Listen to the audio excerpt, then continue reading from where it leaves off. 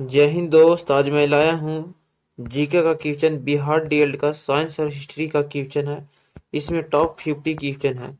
जो मैं बता दूं दोस्त कि इसमें 2018 से लेकर 2017 तक जितने भी जीके जिसका क्वेश्चन पूछा गया है उसमें एक क्वेश्चन शामिल है इस वीडियो में। तो चलिए यहाँ से देखता हूँ। बिहार डीएलएड के एग्जाम में देखिए 2017 से लेकर 2018 तक एग्जाम में जो क्वेश्चन पूछा गया था वो सभी इस वीडियो में है। तो देखिए यहाँ पर पहला क्वेश्चन पूछा गया था 2018 के एग्जाम में, बिहार डीएलएड के एग्जाम में, कि रक्त का थाका बनाने वाली प्रोटीन है। तो रक्त को थाका बनाने वाली प्रोटीन है दोस्त, याद रखना फाइब्रोबिनोजोन है। याद रखना फाइब्रोनोजोन है। याद रखना राइट ऑप्शन सी हो जाएगा पहला क्वेश्चन का आंसर। नेक्स्ट क्वेश्चन देखिए, दूसरा नंबर है कि शरीर की सबसे बड़ी अंतःस्रावी ग्रंथि है। तो शरीर की सबसे बड़ी अंतःस्रावी ग्रंथि थायराइड ग्रंथि को कहा जाता है। राइट ऑप्शन बी ऑप्शन सही होगा दूसरा का। नेक्स्ट क्वेश्चन देखिए यहाँ पर तीसरा नंबर है कि निम्न में से झूलन गोस्वामी का संबंध किससे है। तो निम्न में से झूलन गोस्वामी का संबंध याद रखना क्रिकेट से संबंधित है।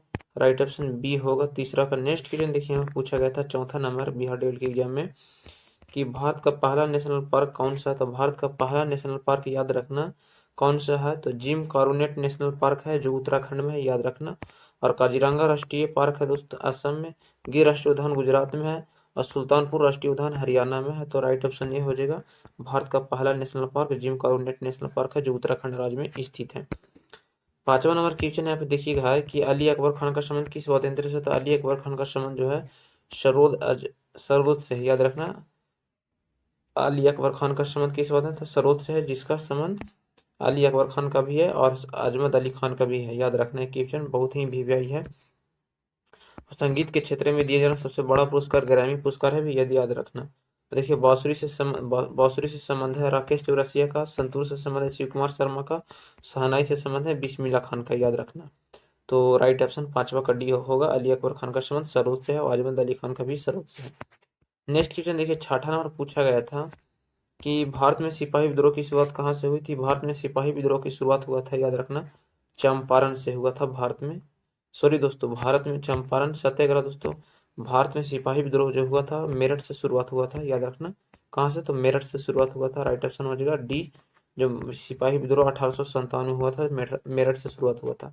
चंपारण सत्याग्रह दोस्तों 1917 में हुआ था। बिहार में हुआ था, जो 1917 में महात्मा गांधी जी के द्वारा पहला सत्याग्रह था। तो भारत में सिपाही विद्रोह 1857 में मेरठ से शुरू हुआ था। राइट ऑप्शन डी होगा छठा का। देखिए सातवां नंबर क्वेश्चन पूछा गया था कि मुस्लिम लीग की स्थापना कब हुई थी। तो मुस्लिम लीग की स्थापना कब हुआ था, तो याद रखना 1906 में मुस्लिम लीग की स्थापना हुआ था। तो राइट ऑप्शन 1906 हो जाएगा। कहाँ हुआ था इसका स्थापना, तो बांग्लादेश की राजधानी ढाका में मुस्लिम लीग की स्थापना हुआ था 1906 में।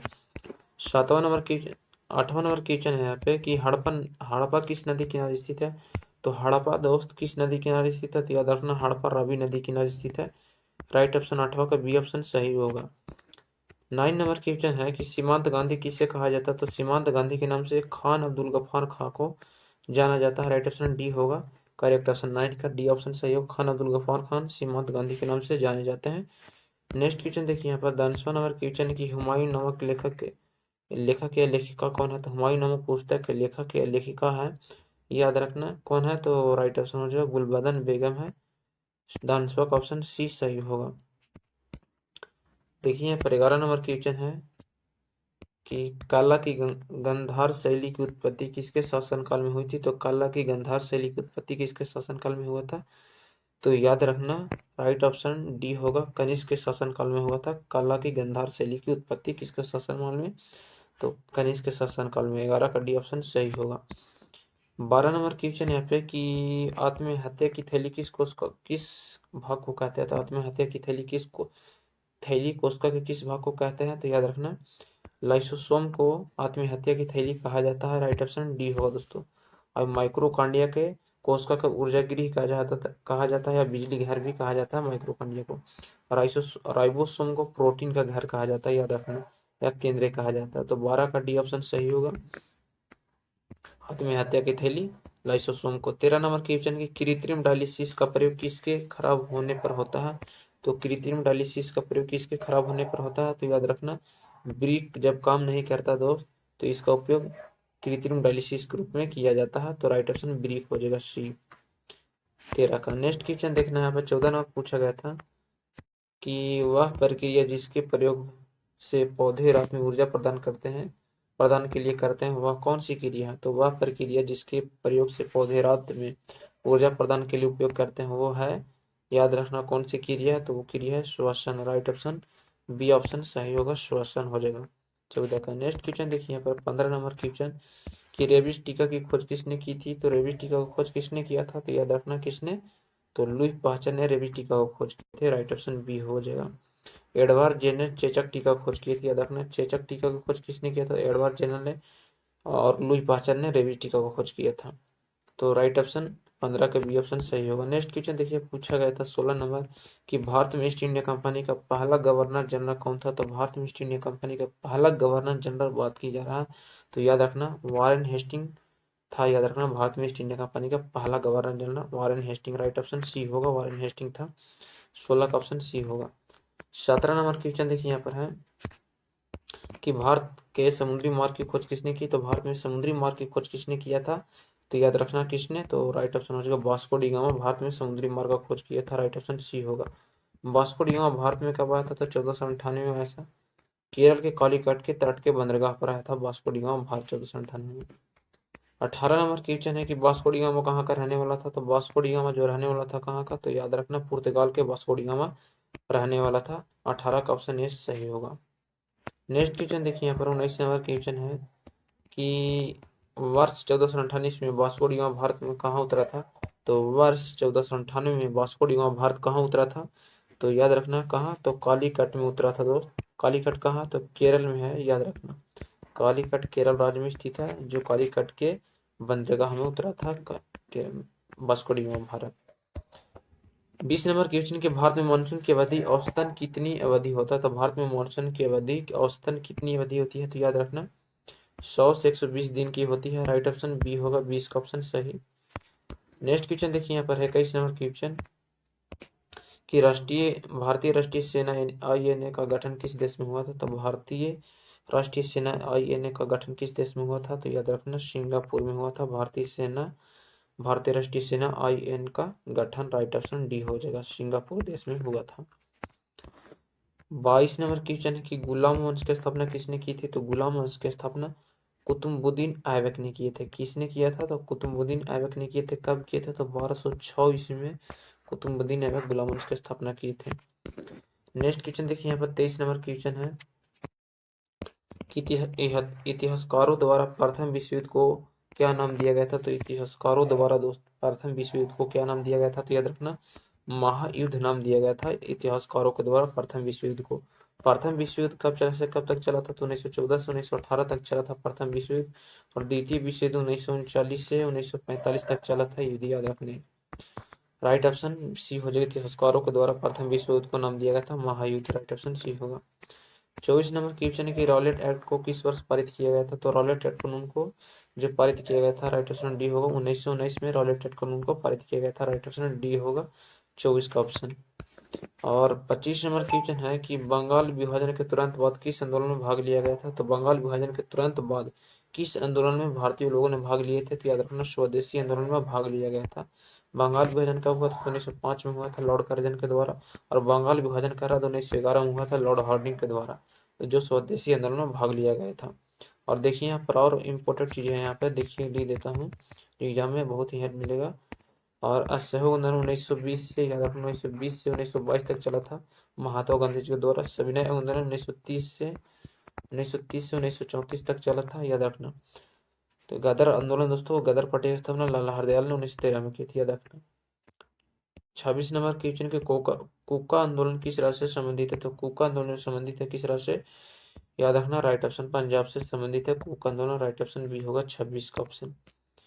27 नंबर क्वेश्चन है कि मपिला या मोपला विद्रोह किस राज्य से संबंधित है? तो मोपला विद्रोह किस राज्य से संबंधित है? तो याद रखना केरल राज्य से संबंधित है। राइट ऑप्शन 27 का ऑप्शन बी सही होगा, मोपला विद्रोह केरल राज्य से संबंधित है। केरल सबसे अधिक साक्षरता वाला राज्य है, तो मोपला विद्रोह केरल राज्य से संबंधित है। 28 नंबर क्वेश्चन है कि गांधी जी की पत्नी का नाम क्या था? तो गांधी जी की पत्नी का नाम था क्या? तो कस्तूरबा गांधी गांधी जी की पत्नी का नाम था। राइट ऑप्शन ए होगा दोस्त। और गांधी जी का पूरा नाम था मोहनदास करमचंद गांधी, और गांधी जी के माता का नाम था पुतली बाई, याद रखना। महात्मा गांधी जी का जन्म 2 अक्टूबर हुआ था 1869 में। याद रखने भी। 30 जनवरी 1948 को मृत्यु हुआ था। इनकी आत्मकथा का नाम, ऑटोग्राफी का नाम माई एक्सपेरिमेंट विद ट्रूथ है। The story of my experiment with truth है, याद रख लेना। 29 नंबर क्वेश्चन देखिए, पूछा गया था कि चंद्रमा पर जाने वाला पहला जीव कौन सा था। तो चंद्रमा पर जाने वाला पहला जीव कुत्ता था। राइट ऑप्शन 29 का बी ऑप्शन सही होगा। नेक्स्ट क्वेश्चन देखिए, यहाँ पर 30 नंबर क्वेश्चन है कि माउंट एवरेस्ट किस देश में स्थित है। तो माउंट एवरेस्ट माउंट एवरेस्ट जो नेपाल देश में स्थित है। नेपाल की राजधानी कहाँ है। तो नेपाल की राजधानी याद रखना, काठमांडू है नेपाल राज्य की, नेपाल देश की राजधानी। किस देश में है नेपाल की राजधानी। तो काठमांडू में नेपाल की राजधानी है। और माउंट एवरेस्ट किस देश में स्थित है। तो नेपाल देश में स्थित है। और माउंट एवरेस्ट में भारत की प्रथम महिला बछेंद्री पाल थी। 31 नंबर क्वेश्चन की गौतम बुद्ध को ज्ञान की प्राप्ति किस पेड़ के नीचे हुई थी। तो गौतम बुद्ध की ज्ञान की प्राप्ति पीपल पेड़ के नीचे हुआ था। और 31 का ऑप्शन बी सही होगा। तो राइट ऑप्शन बी ऑप्शन सही होगा। नेक्स्ट क्वेश्चन देखिए, यहाँ पर है 32 नंबर क्वेश्चन की गेटवे ऑफ इंडिया कहाँ स्थित है। तो गेटवे ऑफ इंडिया दोस्त याद रखना, ये क्वेश्चन बहुत ही मोस्ट इंपोर्टेंट भी है। ये क्वेश्चन पूछा जाएगा और पूछने की संभावना बनता है और पूछा भी जाता है। तो क्वेश्चन 2023 में पूछा गया था एग्जाम में, और इन साल भी पूछेगा 2024 में 23 मार्च के एग्जाम में, याद रखने क्वेश्चन। तो देखिए यहाँ पे कन्फ्यूज वाला क्वेश्चन की गेटवे ऑफ इंडिया कहाँ स्थित है। तो आप लोग दिल्ली सही मारिएगा, सही ऑप्शन, लेकिन ये सारा गलत हो जाएगा क्वेश्चन। तो गेटवे ऑफ इंडिया मुंबई में स्थित है, मुंबई राज्य में, याद रखना। और महाराष्ट्र की राजधानी मुंबई है। तो गेटवे ऑफ इंडिया मुंबई में और इंडिया गेट दिल्ली में स्थित है, याद रखना। इंडिया गेट की बात किया जाए तो दिल्ली में, और गेटवे ऑफ इंडिया तो मुंबई में स्थित है, याद रखना इतना। और सोमनाथ मंदिर गुजरात राज्य में स्थित है।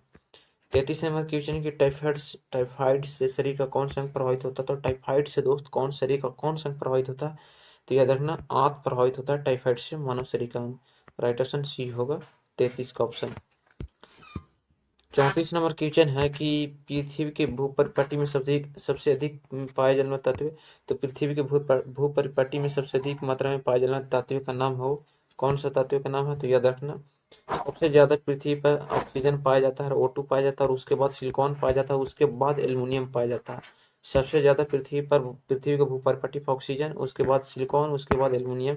तो right option C correct option हो जाएगा, ऑक्सीजन। देखिए यहाँ पर 35 नंबर क्वेश्चन है कि मात्र एक तत्व जिसके पास कोई न्यूट्रॉन नहीं है। तो एक ऐसा तत्व का नाम बताइए जिसके पास एक भी न्यूट्रॉन नहीं है। तो याद रखना, हाइड्रोजन और न्यूट्रॉन को खोज जेम्स चैडविक ने किए थे, याद रखना। राइट ऑप्शन बी हो जाएगा। 36 नंबर क्वेश्चन की भारतीय रिजर्व बैंक की स्थापना कब की गई थी। तो भारतीय रिजर्व बैंक की स्थापना 1 अप्रैल 1935 में किया गया था। राइट ऑप्शन सी होगा करेक्ट ऑप्शन 36 का। नेक्स्ट क्वेश्चन देखिए, यहाँ पर 37 नंबर क्वेश्चन है कि भारत रत्न की शुरुआत कब हुई थी। तो भारत रत्न की शुरुआत 2 जनवरी 1954 को हुआ था। तत्कालीन राष्ट्रपति डॉक्टर राजेंद्र प्रसाद के द्वारा किया गया था, याद रखना। Question most important VI question है। और 38 नंबर क्वेश्चन है कि निम्न में कौन लवण है। तो निम्न में लवण का नाम बात किया जा रहा है। तो देखिए HCl हाइड्रोक्लोरिक अम्ल है, K2SO4 क्या है दोस्तों। तो एक यही लवण है। तो राइट ऑप्शन बी ऑप्शन सही होगा। NOH भस्म, OH भस्म, जिसमें OH लगा जाए दोस्तों तो उसे क्षार या भस्म कहा जाता है, भस्म को ही क्षार कहते हैं। तो याद रखना, राइट ऑप्शन K2SO4 एक लवण है, पोटेशियम सल्फेट है, राइट ऑप्शन लवण। 39 नंबर क्वेश्चन को उदासीन विलयन का पीएच मान होता है। तो उदासीन विलयन का पीएच मान 7 होता है, याद रखना। जल का पीएच मान भी 7 होता है जो उदासीन के बराबर होता है।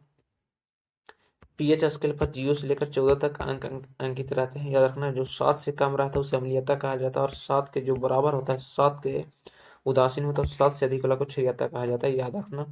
और पीएच स्केल का खोज सोरेनसन ने किए थे 1900 कुछ ईस्वी में।